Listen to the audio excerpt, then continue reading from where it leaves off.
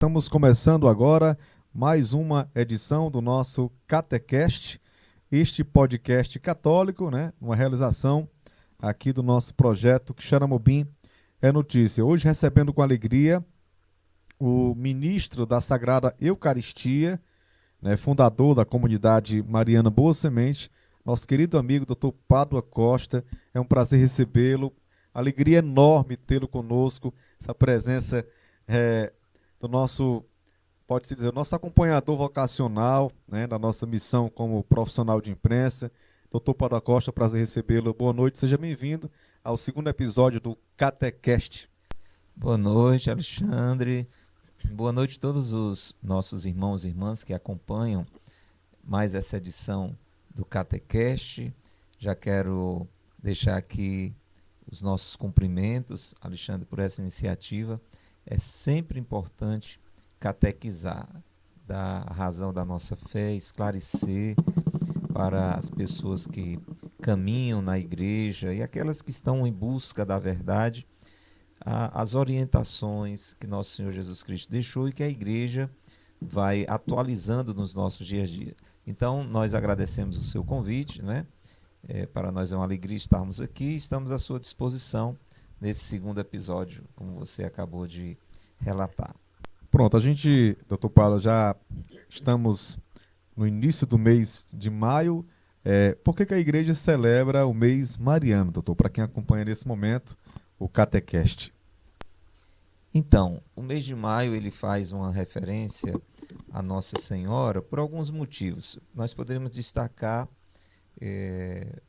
a comemoração do Dia das Mães, por exemplo, né, que é uma tradição no segundo domingo de maio, e Maria é o modelo de mãe por excelência. Então, se é um mês dedicado ao mês das mães, então nós não poderíamos esquecer a mãe de Deus, a mãe do Filho de Deus, a nossa mãe, aquela que recebeu a cada um de nós como filhos na cruz. Quando Jesus disse para João, eis aí a tua mãe, ele estava dizendo, pensando em mim, pensando em você que está acompanhando agora essa transmissão. Depois também nós temos um acontecimento no mês de maio de grandíssima repercussão e que diz referência a Nossa Senhora. Foi um mês de maio, no ano de 1917, que Nossa Senhora apareceu às 3 criancinhas, Lúcia, Francisco e Jacinta, lá em Fátima, lá em Portugal, na Cova da Iria, 13 de maio de 1917. Foi a primeira aparição, que foi se dando de modo especial concluída no dia 13 de outubro. Mas o maio foi o mês do início das aparições. Então, destacaria esses dois motivos, não é? Para que a gente entendesse porque é que a igreja, no mês de maio, recorda também, de modo muito especial, Nossa Senhora. Doutor, mês de maio, né, como o senhor mesmo falou, ele tem um significado especial, né? Alguns dizem que a igreja nasceu no dia de Pentecostes, outros dizem que a igreja nasceu logo no início das primeiras comunidades, né? Como eles se amam, né? Como eles colocavam tudo em comum. Alguns dizem que a igreja nasceu também no exato momento em que sai sangue e água do lado de Jesus. Mas a experiência de Pentecostes, doutor Pádua, de certa forma, iluminou a igreja, e que nasceu algo muito especial na evangelização e que atingiu, de certa forma, de forma muito frutífera, que foi a renovação carismática. De certa forma, deu um novo vigor à igreja, né, doutor? Sim, a renovação é um dos movimentos muito importantes na igreja e pode ser entendido mais do que como um movimento, que o movimento é aquela realidade ligada a uma fundação, tem um fundador, tem algumas regras, etc. E estando na igreja, a renovação precisou também se estruturar como um movimento. Mas ela, na realidade, é compreendida pela própria igreja. Mais recentemente, o Papa Francisco ressaltou essa compreensão como uma corrente de graça. Então é diferente de movimentos como o SCC, como o apostolado da oração, como os vicentinos, que são movimentos maravilhosos. Mas, na realidade, a compreensão mais profunda que a igreja tem é que a renovação carismática católica é uma graça concedida por Deus para a sua igreja, como você mesmo lembrou, com essa finalidade de um grande revigoramento no espírito, uma retomada dessa realidade tão necessária que é o batismo no Espírito Santo, que não é um novo batismo, não é? Mas na realidade é uma renovação do batismo que nós já recebemos a nível sacramental, mas com uma abertura muito generosa aos dons do Espírito Santo, inclusive aos dons extraordinários, aos dons carismáticos. Então, uma graça para a igreja toda. Tanto que a renovação carismática ela acabou se desdobrando em tantas expressões. Tem o movimento, né, eclesial RCC, em outros países tem outro nome, tem canais de televisão, nós temos também padres que desenvolvem um ministério, como o padre Reginaldo Manzotti, como o padre Fábio de Mello. Tem institutos, não é, inspiração carismática, como, por exemplo, os mensageiros, né, carmelitas mensageiros do Espírito Santo, se tornou tão conhecido, como é o caso do Instituto do Frei Gilson, e por aí vai, editoras. Então, realmente, é uma graça muito grande que nós experimentamos, graças a Deus, em tantas paróquias. Doutor, nosso tema de hoje do Catecast é o que são dogmas marianos e a sua importância para a igreja. Muito bem. Eu quero trazer primeiro, já que estamos no Catecast, né? Então a gente fala de catequese, e aqui eu já deixo até uma motivação, né? Para que todos que acompanham o canal do Quixeramobim Notícias, tem esse livrinho amarelo, é muito importante, é o Catecismo da Igreja Católica. Então, para nós católicos, a revelação de Deus, aquilo que Deus quer falar para nós, se dá na Sagrada Escritura, né? A Bíblia para nós é fundamental, é um grande fundamento, porém, a própria Bíblia, no Evangelho de São João, diz que se tudo que Jesus disse e fez fosse escrito, não caberia em todos os livros do mundo, para dizer assim, uma força de expressão. E Jesus também soprou sobre os apóstolos o Espírito Santo. Os apóstolos hoje nós entendemos como os nossos bispos são sucessores dos apóstolos, porque os primeiros apóstolos naturalmente morreram, né? Então, se nós ficássemos sem um suporte, como é que íamos ficar orientados? Então, Jesus deixou a sua igreja para que ela fosse nos ajudando a entender tudo o que ele ensinou, né? Tivéssemos a lembrança do que ele ensinou e pudéssemos colocar em prática. Então, o catecismo ele traz esses ensinamentos da igreja a partir da Bíblia, né? Ele não substitui a Bíblia, ele nos ajuda a entender a Bíblia e a colocar a Bíblia em prática. Então, eu vou ler um trecho, Alexandre, do catecismo que define dogma, e aí isso se aplica também aos dogmas marianos. Então, o que seria? O magistério da igreja empenha plenamente a autoridade que recebeu de Cristo quando define dogmas, isto é, quando, utilizando uma forma que obriga o povo cristão a uma adesão irrevogável de fé, propõe verdades contidas na revelação divina ou verdades que com estas têm uma conexão necessária. Há uma conexão orgânica entre nossa vida espiritual e os dogmas. Os dogmas são luzes no caminho de nossa fé que o iluminam e tornam seguro.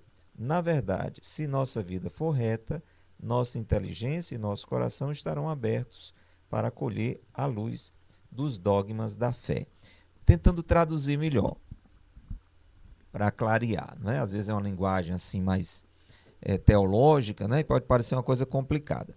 Mas na realidade é assim, a igreja, a partir da Bíblia, ela afirma verdades que não estão necessariamente escritas com todas as letras na Bíblia, como eu acabei de falar. Se tudo que Jesus disse e fez estivesse lá, imagina o tamanho da Bíblia que seria. Mas também porque Jesus disse realidades que, digamos assim, se aplicam de um modo particular no decorrer do tempo.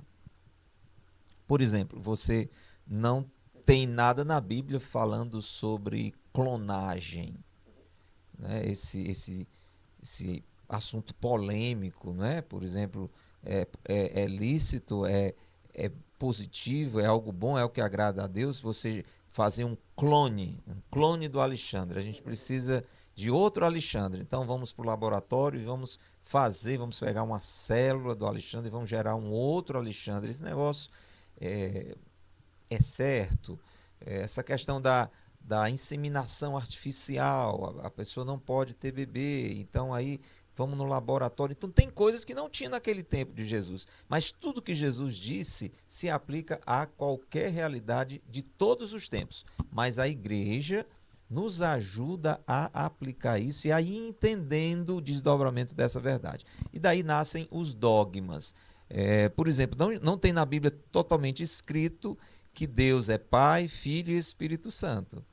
Não tem. Se você procurar lá na Bíblia, deixa eu ver aqui, onde é que está escrito aqui na Bíblia? Está escrito aqui no Evangelho tal, no capítulo tal, Deus é Pai, Deus é Filho, Deus... Não tem. Tem elementos no decorrer da Bíblia, desde o Antigo ao Novo Testamento, onde a gente pode deduzir, com a ajuda da igreja, a Santíssima Trindade. É um dogma, a Santíssima Trindade é um dogma da nossa igreja. E assim a Eucaristia, e assim entram, Alexandre, os dogmas marianos. Então são verdades sobre Nossa Senhora que não estão escritas na Bíblia, mas estão na Bíblia, nas entrelinhas, em algumas afirmações. São 4 os dogmas marianos. Então, nenhuma parte da Bíblia diz Maria é mãe de Deus.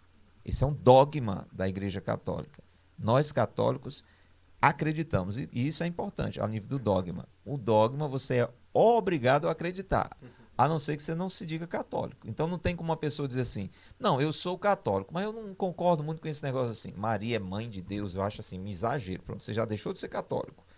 Porque você precisa abraçar com fé essas verdades. A virgindade de Nossa Senhora é outro dogma. Maria, virgem, antes, durante e depois do parto. Como é que pode? Negócio dele? Não é possível, não existe isso. Como é que pode uma mulher continuar virgem depois do parto? E como é que pode uma mulher gerar um filho por obra do Espírito Santo? É um milagre também. Então, para Deus nada é impossível, Deus é onipotente. Então, e cada um dos dogmas, eles querem nos dizer alguma coisa. Eles são verdades que estão na Bíblia, a partir da Bíblia, e que têm alguma utilidade para nós. Uma grande utilidade. Alguma não, uma grandíssima utilidade para nós. Não é simplesmente uma verdade que a gente tem que engolir assim, à força. É porque elas iluminam a nossa vida. Então, esses são os dogmas, né? Temos mais outros 2 dogmas marianos, né? O que fala da Imaculada Conceição e o 4º dogma da Assunção de Nossa Senhora. A gente pode falar um pouquinho sobre cada um deles. Pronto, doutor Pádua, é interessante o que o senhor relatou. O que diz a igreja, né? O que diz os santos, né? A Virgem Maria não teve pecado original. Eu estou lendo aqui um aplicativo da Canção Nova, né? Sim. A Virgem Maria não teve pecado original. São Agostinho disse, abre aspas, nem se deve tocar na palavra pecado ao se tratar de Maria, e isso por respeito àquele de quem mereceu ser a mãe, que a preservou de todo o pecado por sua graça. Interessante, doutor, o diálogo, né? O diálogo muito maravilhoso. Eu imagino Nossa Senhora e o anjo Gabriel. Ela disse, como vai acontecer isso?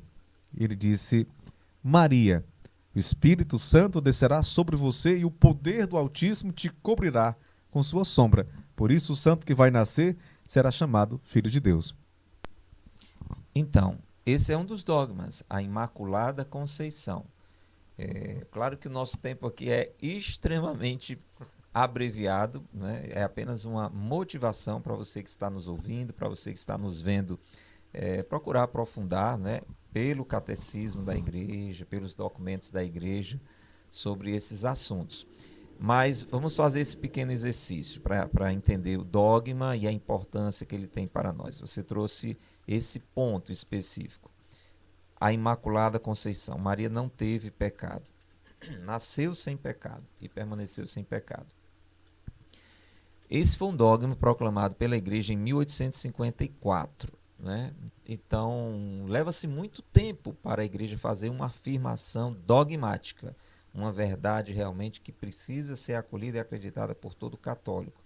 Então, não é assim de uma forma imediata. Então, é um processo que leva muito tempo de estudo, de verificação, né, da vida do povo de Deus na sua religiosidade, da Sagrada Escritura. Mas a gente, de uma forma mais simples, pode tentar clarear. Veja, você trouxe o diálogo de Nossa Senhora com o anjo Gabriel. A saudação do anjo já é um indício. Vamos fazer o exercício daquilo que eu falei. Está na Bíblia.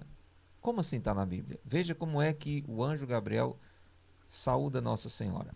Ave cheia de graça. Então, o que está cheio, está cheio. Não cabe outra coisa. Quando você diz, esse pote está cheio de água. Então, não tem como botar outra coisa, ele já está cheio. Se você colocar alguma outra coisa, vai transbordar, não é? Então, não é possível alguém estar cheio de graça se ali existe pecado. A palavra de Deus também diz que o Espírito Santo ele é constrangido pelo pecado. Então, não dá para se misturar, né? O Espírito Santo ele nos convence do nosso pecado, ele nos leva ao arrependimento pelos nossos pecados, mas ele não se mistura com o nosso pecado. Então, ao dizer Maria cheia de graça, está ali uma sinalização de que ela era imaculada. E a gente pode entender também, ela iria, como de fato fez, ser aquele templo onde o Filho de Deus seria gerado. Então imagina como é que Jesus poderia ser gerado em um ventre ferido pelo pecado, manchado pelo pecado. E aí é claro que surgem muitas contra-argumentações, mas como? Então Maria não foi salva? Foi salva. Só que Deus que tudo pode, ele realizou uma obra muito linda. Ele antecipou os méritos da salvação de Jesus. Deus é o Senhor do tempo. Então foi como se, é assim que a igreja entende. Claro, como eu disse, a gente está abreviando, mas você pode aprofundar nos documentos da igreja. Foi como se Deus, na realidade, fosse até o futuro, ali na obra da salvação, da cruz redentora de Jesus, e aqueles méritos que Jesus conquistou na cruz foram aplicados no momento da concepção de Nossa Senhora, ali no ventre de sua mãe, Santa Ana. Então, na hora que Maria foi concebida, o Espírito Santo a preservou do pecado original. E Maria se manteve, por toda a graça que Deus lhe deu, mas pelo seu mérito de fidelidade a Deus também, se manteve sem pecado durante toda a sua vida. Doutor, para a gente poder já concluir essa parte, eu queria que o senhor falasse especificamente do quarto dogma, né? A Assunção de Nossa Senhora. Como é que foi isso, né? Então, o dogma da Assunção de Nossa Senhora, ele já é o mais recente, foi em 1950, mas tem muito a ver com o que a gente acabou de falar.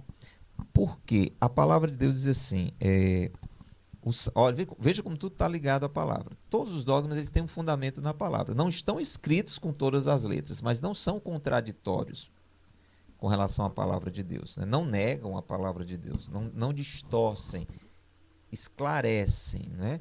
Trazem luzes a aspectos que a gente não vê escrito lá, mas que querem dizer aquilo também. Por isso que a igreja tem esse papel. O salário do pecado é a morte, diz a palavra de Deus, né? O salário do pecado é a morte. Se Maria não teve pecado, então Maria não passaria pela corrupção, a corrupção do pecado.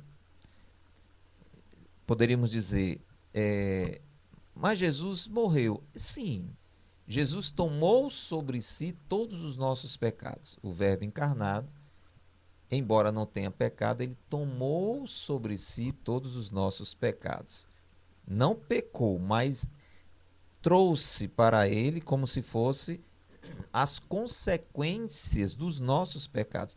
Jesus morreu por nós. É como se você tivesse condenado à morte e alguém dissesse, quem cometeu o crime foi você, você merece morrer na cruz, mas eu vou morrer por você. Então, existe uma diferença nesse aspecto, né? E Jesus, perceba também, como ele em si não teve pecado, embora ele tenha passado pela morte para nos redimir, ele não sofre a corrupção da morte. O que acontece comigo e com você. A gente morre e já começa todo um processo de morte das células, né? A gente vai apodrecendo, é assim, é uma palavra dura, mas é isso mesmo, né? Deixa de circular o sangue e aí, aos poucos, todo o processo natural que não precisa nem detalhar. Jesus não passou por isso. Por quê? Porque não tinha pecado. Nossa Senhora também, sendo imaculada, vive essa realidade da passagem para a eternidade de um jeito diferente. Tanto que um dos termos que se utiliza é a dormição. Não deixa de ser uma espécie de morte, mas para dizer, Maria morreu, no sentido assim, dormiu, né? A morte é mesmo uma espécie de sono. Tanto que a gente diz, repouso eterno dá-lhe Senhor. Só que de imediato Maria foi elevada aos céus. E aí é o quarto dogma, a assunção de Nossa Senhora. Que Maria foi elevada aos céus em corpo e alma. Diferente do que acontece comigo e com você, porque quando a gente morre, o corpo fica no cemitério, a alma se apresenta diante de Deus. Então Maria já experimentou de novo, não por ela mesma em si, pelos méritos de Jesus, a ressurreição da carne. Então Maria está ressuscitada no céu. Nós temos Jesus e Maria ressuscitados no céu. Doutor, por conta do tempo, a gente já vai agradecendo ao Senhor pela sua disponibilidade. Eu sei o quanto o Senhor é muito atarefado, mas Deus havia nos dado essa graça, né, desse projeto. Queria que o senhor pudesse motivar as pessoas, né, a ler mais o catecismo da igreja, principalmente no que fala sobre Nossa Mãe Maria Santíssima. Então, agradeço, viu, Alexandre, o espaço, parabenizo, você sempre buscando iniciativas, né? Além da sua área jornalística propriamente dita, sempre procurando fazer com dignidade, com responsabilidade, mas não deixando de dedicar também aquilo que você aprendeu com a graça de Deus, os seus talentos para a evangelização. Então, louvado seja Deus, né? Porque o Quixeramobim é Notícias também está sempre evangelizando, a exemplo agora do Catecast. E aí eu quero motivar você realmente que está em casa a entender esse programa como um incentivo, né? Deu para ver que tem muita coisa para a gente aprender, muita coisa para a gente procurar se aprofundar, e isso é importante, sabe, gente? Porque o que nos sustenta também é essa nossa firmeza naquilo que a gente acredita. Se você, imagina que você vai viajar para um determinado lugar. Isso acontece, né? Vai de moto, vai de carro, sei lá. Ou vai a pé. Se em um dado momento você fica em dúvida se o caminho é aquele, tanto você vai andar mais lento, como você pode mudar de caminho, né? Você vai dizer assim, não, eu achava que era, mas eu estou mais com certeza que é por aqui não. Será que é? Aí vai que você pergunta a alguém desorientado igual a você, né? E a pessoa lhe dá uma informação errada. Não é por aqui não. Na realidade, você tinha que ter dobrado lá atrás. Aí imaginou, vai dar uma zebra, se o caminho era certo, entendeu? Por falta de segurança, de um conhecimento maior, de uma convicção maior, de uma certeza maior de que o caminho era aquele mesmo, você pode pegar uns atalhos perigosos, você pode ir numa direção totalmente contrária. Isso acontece. E nós temos um único caminho que nos leva ao céu, que é Jesus.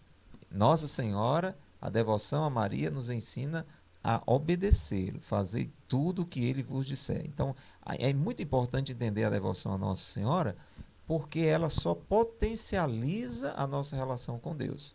Ela não diminui nada. Então, imagina se você poderia fazer uma viagem de avião e resolve ir de jumentinho, né? Então, é muito mais negócio ir de avião, chega mais ligeiro.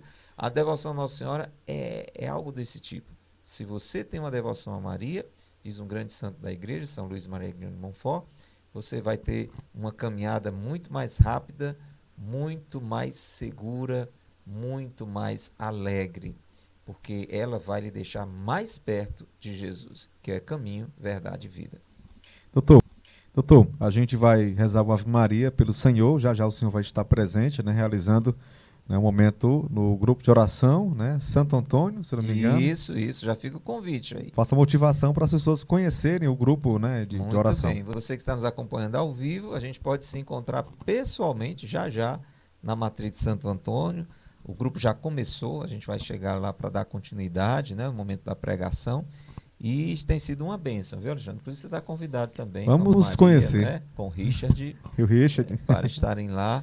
Toda segunda, começa às 18h30 o terço, e às 7h começa o grupo de oração propriamente dito. Termina rápido, 8h10, né? Então, mesmo que você chegue 7 horas para o grupo propriamente, você vai participar dos cânticos, do louvor, vai acompanhar a pregação da palavra de Deus, né? Um grupo com um padrinho desse, né? Santo Antônio, tem que ter a palavra de Deus. Então, é muito bom, né? O momento de reflexão da palavra, depois a gente também ora um pouquinho com essa palavra, e saímos de lá cheios do Espírito Santo, assim, bem animados, entusiasmados, alegres, reconfortados. Fica o convite, viu? Toda segunda, a partir das 7 da noite, grupo de oração Santo Antônio, na matriz de Santo Antônio, aqui em Xeramobim. Vamos agora rezar uma Ave Maria pelo Dr. Pado, para que Deus possa continuar, por intercessão de Nossa Senhora, lhe protegendo, com essa maternal proteção, lhe abençoando, né? Para que ele continue sendo esse sinal da graça de Deus nas nossas vidas. Ave Maria, cheia de graças, o Senhor é convosco. Bendita sois vós entre as mulheres, bendito é o fruto do vosso ventre, Jesus. Santa Maria, Mãe de Deus, rogai por nós, pecadores, agora e na hora de nossa morte. Amém. Ó Maria concebida sem pecado, rogai por nós que recorremos a vós. Grande abraço. Fica aí, gente, o nosso Catecast hoje com o Dr. Pádua Costa. Você pode nos acompanhar, né, logo após o ao vivo. Você pode se inspirar mais, né, acompanhando aí o Catecast, hoje os dogmas marianos. Até a próxima aí, edição do Catecast.